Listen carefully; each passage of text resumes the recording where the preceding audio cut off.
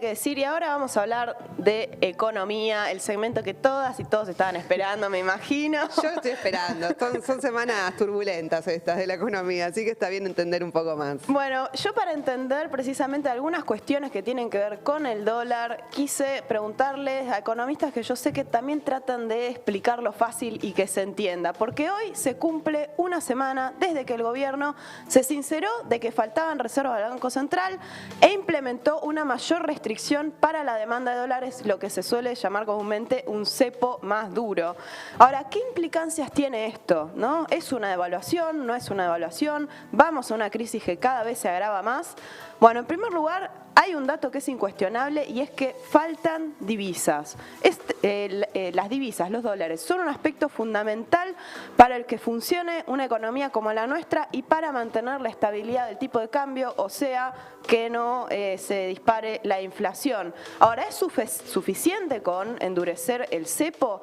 Bueno, como les decía, consultamos a varios economistas. El primero de ellos es Matías Ragerman, de la consultora Ecolatina, que nos explicaba que la reestructuración de deuda no recobró la confianza, como decía el gobierno, que iba a suceder, y que las medidas son una respuesta de corto plazo para contener el dólar, pero que no son sostenibles. Escuchemos mejor lo que nos decía Matías Ragerman.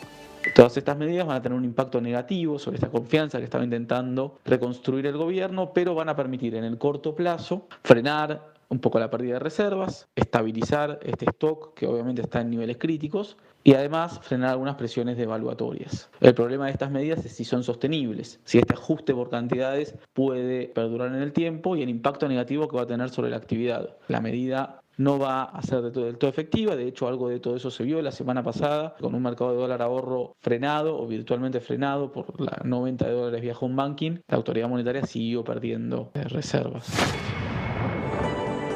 Monetaria sigue perdiendo reservas. También el economista Martín Kalos, que es director de Épica Consultores, nos decía que hay un problema de velocidades y las divisas no iban a ser suficientes hasta que venga cierta recuperación que igual va a ser lenta y débil. Escuchemos a Martín Kalos. La verdad es que esto mete ruido y ahí tenemos entonces que en ese ruido, esa incertidumbre extra que esto introduce, lo que va a generar obviamente primero es una demanda mayor de dólares. Y es lo que vimos en los primeros días después de las medidas, donde subieron el contado con liquidación y el dólar. Casi todos coinciden en que el nivel de reservas está al límite y que de continuar la sangría se hubiese precipitado una crisis mayor. Algo había que hacer, ahora eso era el cepo. Este tipo de restricciones sobre la demanda significan un ajuste sobre la economía, lo cual recae en los que menos tienen, con un impacto menos feroz quizás en lo inmediato que una devaluación, pero en tercer lugar también coinciden en que no es sostenible esta medida, que no es eficiente y especialmente que no alcanza para hacer frente al problema. Por lo cual no descartan que se apliquen eventualmente más restricciones, aún más duras, sobre el cepo e inclusive que esto no termine derivando finalmente en una devaluación del dólar oficial. La discusión entonces pasa por otro lado, por dos lados. En primer lugar, ¿cómo es que se llegó a este límite de las reservas? ¿Es por la compra de dólar ahorro, por el pequeño ahorrista, o es por la fuga de divisas durante el macrismo, o también tiene que ver con la orientación económica de este gobierno que no afectó a grandes empresarios, por ejemplo a los bancos, a los fugadores? Y el segundo punto de discordancia es a partir de este análisis, ¿de dónde va a surgir lógicamente un curso de acción? ¿Qué hay que hacer? Para abrir el debate, escuchemos algunas de las propuestas. La economista Candelaria Boto posteó en su perfil de Instagram una explicación con la siguiente valoración.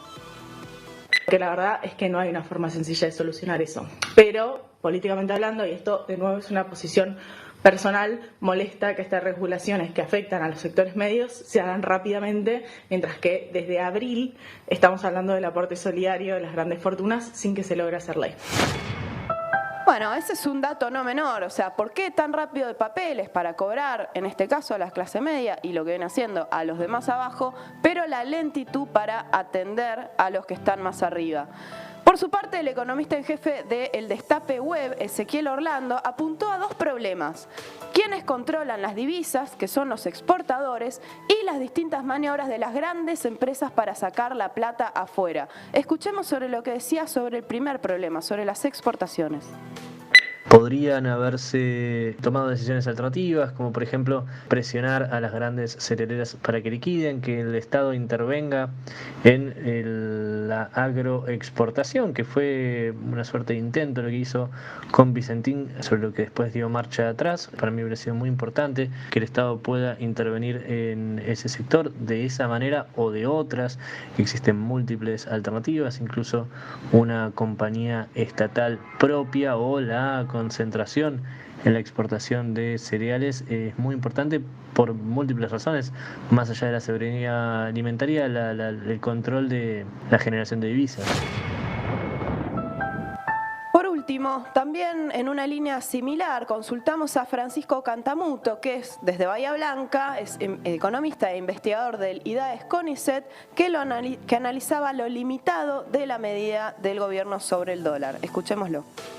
Seguimos esperando cómo se perfeccionan mejores controles sobre los grandes fugadores, los grandes atesoradores, las empresas que atesoran, no solo las que tienen que pagar deudas, sino las que han comprado y de los cuales hay registro tras el Banco Central. No se avanza sobre medidas que contengan la fuga de divisas por el pago de importaciones que podrían considerarse superfluas, no necesarias o no prioritarias, y sin ir más lejos también se inscriben en la reformulación de la deuda externa, que recordemos es ilegal e ilegítima, y se garantizaron los pagos en medio de este contexto.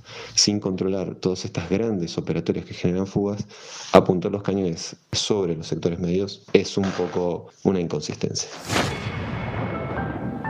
Estamos hablando del dólar, ¿no? Por supuesto, como nos decían todos a los consultados, no hay recetas perfectas, nadie tiene la posta, pero también lo cierto es que nuevamente estamos ante las consecuencias de la restricción externa en nuestro país, es decir, la falta de dólares que restringe a la economía, que es el resultado de décadas de un atraso estructural, de una decadencia productiva y la dependencia con el capital financiero internacional. Desde ya que no hay recetas únicas, pero tampoco todo es válido. Se necesita un plan integral que responda a las necesidades de quienes están más urgidos, ¿no? Lo que está claro es que es imposible pensar una salida que no apunte a tomar medidas sobre los 20, 30 empresas que manejan los dólares del país, los exportadores, las importaciones, el sistema bancario. ¿Por qué no se puede pensar un control efectivo por parte de los trabajadores mediante una nacionalización tanto de los bancos como del comercio exterior? 11:40, ya seguimos con más, se tenía que decir.